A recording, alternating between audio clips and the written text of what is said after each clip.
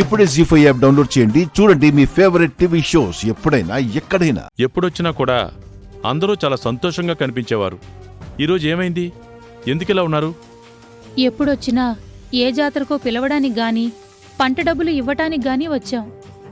ఈసారి పంట డబ్బులు ఇవ్వడానికో పండక్కు పిలుపు చేయడానికో రాలేదమ్మా. మీరింతగా బాధగా మాట్లాడడం ఎప్పుడూ చూడలేదు. ఏమైంది సుబ్రహ్మణ్యం గారు? రాత్రికి రాత్రి పంటలన్నీ పోయాయమ్మా.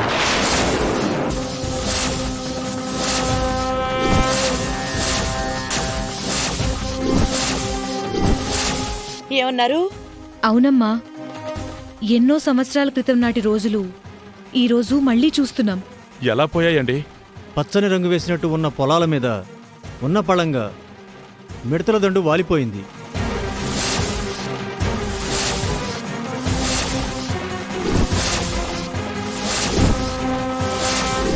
మిడతల దండ? అవునయ్యా, మా అందరి మీద ఏదో పగబట్టినట్టు ఒక్కసారిగా వచ్చి పడిపోయాయి. పచ్చని పంటలు నాశనం అయిపోయాయి. కావాలంటే చూడండి.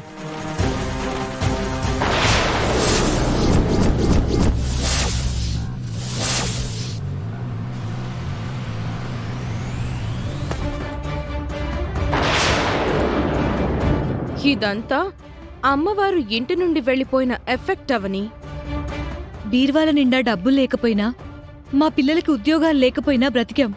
పంటలు లేకపోతే మాత్రం బ్రతకలేమయ్యా. దేశానికి వెన్నెముక రైతని అంటారు. ఈరోజు ఆ రైతు వెన్నెముక ఇరిగిపోయిందమ్మా. ఎప్పుడూ లేనిది ఇంత ఘోరం జరగడం ఏంటి? అదే అర్థం కావడం లేదమ్మా. ఇదివరకెప్పుడు మేము మిడతల దండుని చూడలేదు. అయితే ఊర్లో ఏదో అపచారం జరిగిందని అర్థం. అమ్మవారికి మీరు పూజలు బాగా చేస్తున్నారా? ఇక్కడ మీరు ఎంత నిష్టగా చేసుకుంటారో అక్కడ మేము కూడా అంతే నిష్టగా చేసుకుంటామమ్మా. అలాంటప్పుడు ఇలా జరగడం ఏంటి? ఊరికేమైనా అరిష్టం పట్టిందా? మీరు నిజం చెప్తున్నారా లేదంటే కౌలు డబ్బులు ఎగ్గొట్టడానికి అబద్ధం చెప్తున్నారా? నువ్వు అన్నది నిజమే బావా. నోరు మొయ్యండి. ఇంతవరకు ఏనాడు అలాంటి తప్పు చెయ్యలేదు. అవసరమైతే అడిగి తీసుకున్నారు, లేదంటే మనమే వాళ్ళ అవసరాలు అడిగి తెలుసుకున్నాం. ఏనాడు అన్యాయంగా 5 పైసలు కూడా ఆశించలేదు. తప్పుగా మాట్లాడకండి. పంటలు పోయాయి అని చెప్పుకోవడానికి మా ఇంటికొస్తారని నేనెప్పుడూ అనుకోలేదు. ఎప్పుడూ లేంది ఇలా ఎందుకు జరిగింది? అమ్మవారిని రోజూ పూజిస్తూనే ఉన్నాం. అమ్మవారికి ఏదో ఆపదంటే శాంతి పూజలు, హోమాలు కూడా చేయించాం. ఎక్కడో ఏదో తప్పు జరుగుతోందమ్మా. మన కంటికి కనిపించని తప్పేదో జరుగుతోందమ్మా.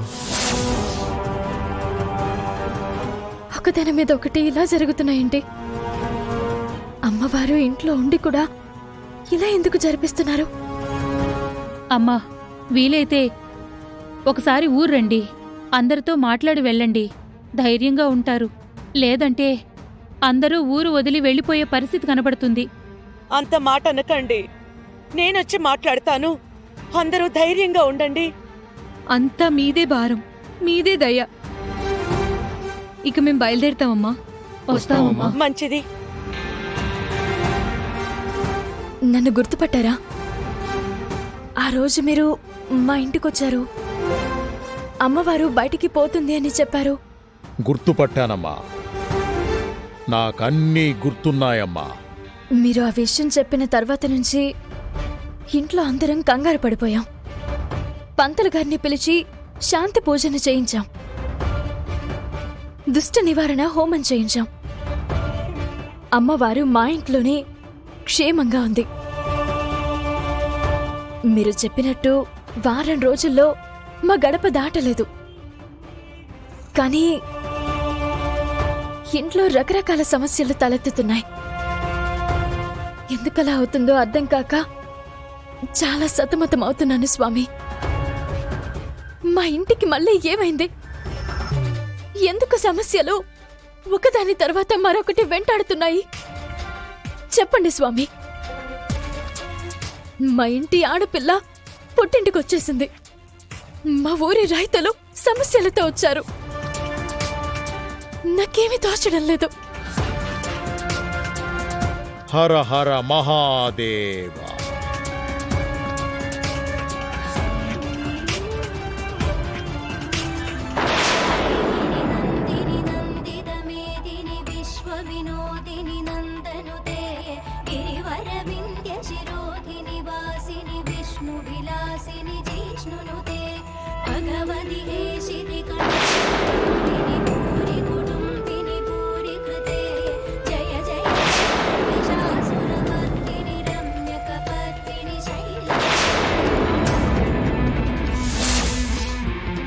తప్పిదం జరిగిపోయిందమ్మా.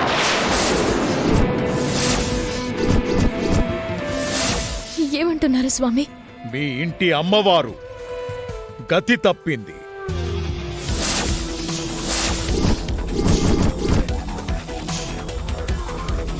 అంటే వారం దినాలలో విగ్రహం దుష్టుల చేతికి అందుతుందని చెప్పానుగా, అదే జరిగింది. అమ్మవారు మీ ఇంటి నుంచి బయటికి తరలిపోయింది. లేదు లేదు స్వామి, మీరు పొరపాటు పడుతున్నారు. మా అమ్మవారు మా ఇంట్లోనే ఉంది, బయటికి పోలేదు. అందుకు నేను ప్రత్యక్ష సాక్షిని. నువ్వు చూస్తున్నదంతా నిజం కాదు, నేను చెప్పిందంతా అబద్ధం కాదు. మహిమలు, శక్తులు, చరిత్ర కలిగిన విగ్రహం ఇంటి బయట. రూపం తప్ప ఎలాంటి శక్తులు లేని విగ్రహం ఇంటి లోపల. అది రూపానికే మీ అమ్మవారు, వారసత్వంగా వస్తున్న అమ్మవారు కాదు. మీరు కొలిచే అమ్మవారు ఖండాలను దాటడానికి సిద్ధమవుతోంది.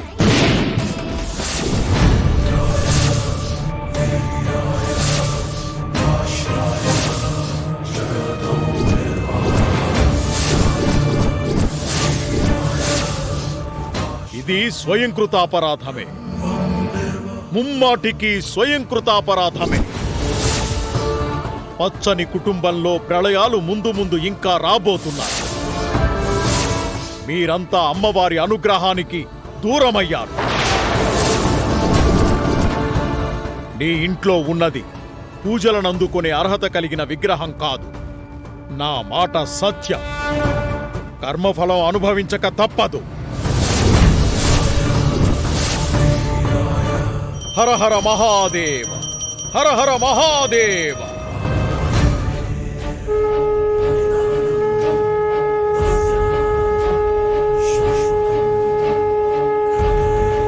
అమ్మవారు వెళ్ళిపోయిందా? నా ఇంట్లో ఉన్న అమ్మవారికి శక్తులు లేవా? ఎందుకలా మాట్లాడారు?